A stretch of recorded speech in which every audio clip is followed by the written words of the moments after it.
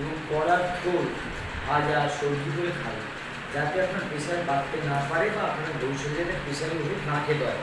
একবার যদি আপনি প্রেশার ওষুধ শুরু করে দেন, আপনার প্রেশার ওষুধ কিন্তু আপনি আর কিন্তু খাওয়াতে পারবেন না, ওটা কিন্তু পাওয়ার বাড়তেই থাকবে বাড়তেই থাকবে। সেই জন্য এটা কিন্তু আপনাকে করতে হবে। লিভারটা যে একটু কমজোর হয়ে আছে তাকে যাতে স্ট্রং করা যায়, তার জন্য কাজ করা, পেঁপে হচ্ছে করলা, এগুলো তিতে জাতীয় জিনিসগুলো বেশি খেতে হবে, ঠিক আছে? এগুলো মনে রাখবেন। এবার কখনো কখনো কি একটু মাথা ঘুরেছিল,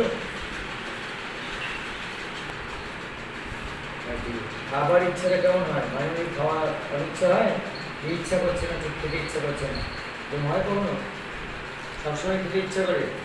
তো কখনো কখনো কি বুকের মাঝখানে কি চিনচিন করে ব্যথা এগুলো হয়েছিল? যাই হোক, তো এগুলো হচ্ছে নর্মাল। তারপর তো কোমর ব্যথাটা রয়েছে তো কম বেশি, লোয়ার ব্যাক পেন,